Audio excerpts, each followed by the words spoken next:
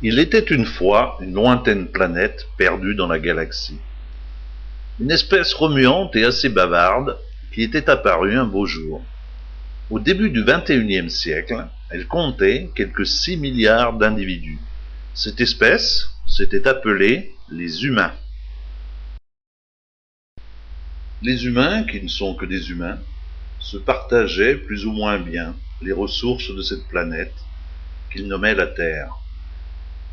Plutôt mal que bien, à vrai dire, comme des humains, quoi.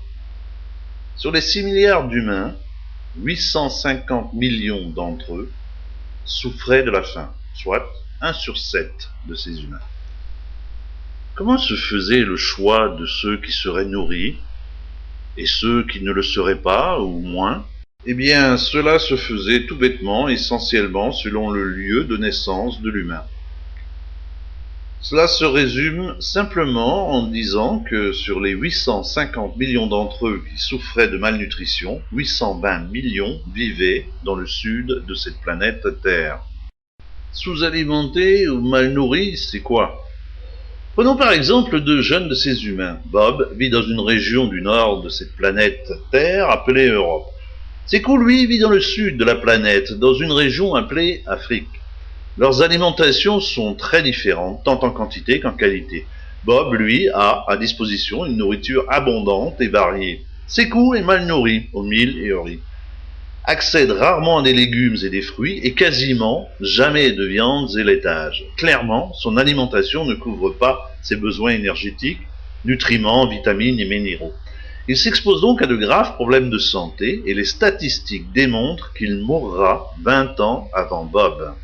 Il faut savoir que ces humains ne peuvent pas prendre directement l'énergie du soleil.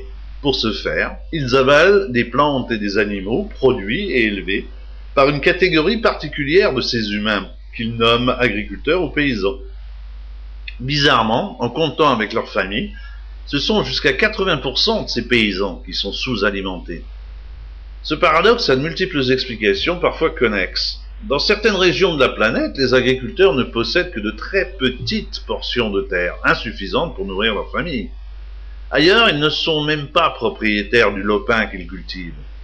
Et partout sur cette planète, les paysans pauvres n'ont aucun accès aux techniques et au matériel qui leur permettraient de produire plus et mieux et de conserver leurs récoltes pour en profiter toute l'année.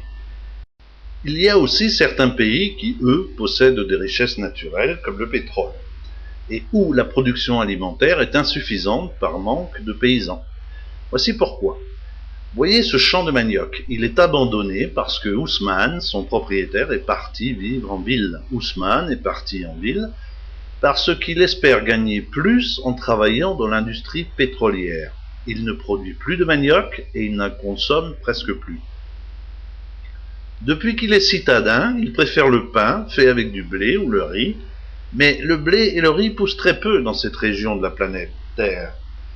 Il faut donc les acheter ailleurs, sur le marché international. C'est là qu'intervient Peter. Peter est trader à Chicago. Son métier est justement de vendre et d'acheter des produits agricoles. Lui n'a jamais vu un sac de riz, tout se passe par ordinateur. Quand il achète un produit, son prix augmente, quand il ne l'achète plus, son prix baisse. Lui, c'est Sekou, l'ancien voisin d'Ousmane qui est resté au village. Lui non plus ne mange plus de manioc, mais du riz. Comme le riz d'importation est très bon marché, c'est devenu plus rentable de cultiver du coton pour l'exporter et d'acheter du riz avec l'argent du coton. Résultat, pour se nourrir, Ousmane et Sekou dépendent tous les deux de Peter. Voilà qu'un beau jour, Peter et ses amis se mettent à adorer le blé, tandis que le coton. Du coup, le prix du blé explose, ce qui entraîne l'augmentation du prix du riz. Ousmane et Sekou n'ont plus de quoi acheter leur principal aliment. Leur survie dépend des importations. L'on appelle ça la dépendance alimentaire. Heureusement, il y a Joséphine. Joséphine travaille pour un programme d'aide alimentaire qui, entre autres, distribue à Ousmane et à Sekou de quoi ne pas mourir de faim. Ce qui est bien. Ce qui l'est moins, c'est que les produits alimentaires distribués gratuitement font baisser les prix des produits sur les marchés locaux, ce qui appauvrit encore plus Sekou. Alberto, lui, est démographe, un travail qui consiste à prévoir l'évolution future de la population. Selon lui, les pays qui subissent la dépendance alimentaire sont ceux dont la population augmentera le plus dans les décennies à venir. Pour le moment, le manque de nourriture est causé par une mauvaise distribution ainsi qu'une mauvaise répartition. Pour nourrir tout le monde en 2050, il faudra doubler la production alimentaire mondiale. Pour atteindre cet objectif, la solution la plus évidente est d'augmenter les surfaces cultivées. La Terre est une petite planète couverte par les océans aux 3/4. La surface disponible y est donc limitée. D'où la seconde solution. Augmenter le rendement, c'est-à-dire augmenter la quantité produite sur une même surface. Les agriculteurs du Nord sont devenus très forts à cet exercice. Sur une surface identique, Michel, agriculteur en Europe, produit jusqu'à 1000 fois plus que ses coûts en Afrique. Le problème, c'est que ceux-ci consomment beaucoup d'eau, du pétrole, des engrais, des pesticides, et donc polluent énormément. Elle est agronome, un métier qui consiste à réfléchir à l'agriculture. Elle est formelle, il faut inventer une agriculture nouvelle, permettant de produire plus et mieux. Comment ? Eh bien, par exemple en utilisant des produits biologiques moins agressifs pour l'environnement, en pratiquant la rotation des cultures, en revenant à des plantes locales mieux adaptées au sol et au climat, en associant des plantes complémentaires, en utilisant des techniques d'arrosage plus économes en eau. Mais pour accéder à toutes ces techniques, posséder la terre qu'ils travaillent, les paysans du Sud ont besoin de moyens financiers. Et sur Terre, les moyens financiers semblent habiter traditionnellement les pays du Nord. À ces pays-là incombe de fait une lourde responsabilité.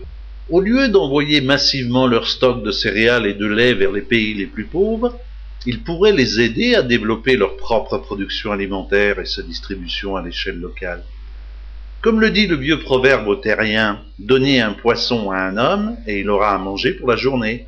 Donnez-lui une canne à pêche, il aura à manger pour la vie. Alors, comment nourrir tous les habitants de cette lointaine planète ? Vous allez me dire, ça les regarde. Oui, mais imaginez-vous une seconde dans la peau de l'une de ces créatures, disons un habitant de l'un de ces pays riches. Disons que vous êtes Bob. Que faire ? Vous ne connaissez pas ses coûts. Vous ne pouvez pas lui prêter votre argent de poche. Pourtant, vous, enfin Bob, détient une petite partie de la solution. Voici comment. Dans les pays riches et ceux dont le niveau de vie augmente, un même type d'alimentation se généralise malgré les différences culturelles.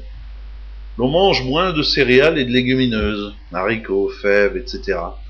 Mais beaucoup plus de viande, de poissons et de produits laitiers. Et cela change tout, car il faut 3 kilos de grains pour produire 1 kilo de volaille, et plus du double pour obtenir 1 kilo de vache.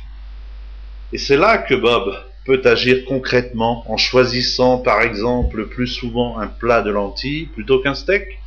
Il consomme 6 fois moins de terres agricoles et 12 fois moins d'eau, ce qui en laisse plus aux autres. Comment nourrir tout le monde ? Les facteurs de l'équation sont à la fois politiques, économiques, écologiques et scientifiques. C'est collectivement que les humains de cette lointaine planète Terre devront résoudre ce problème. Car, à moins de trouver une planète de rechange pour y faire pousser des vaches, la solution passe bel et bien par un changement des habitudes alimentaires.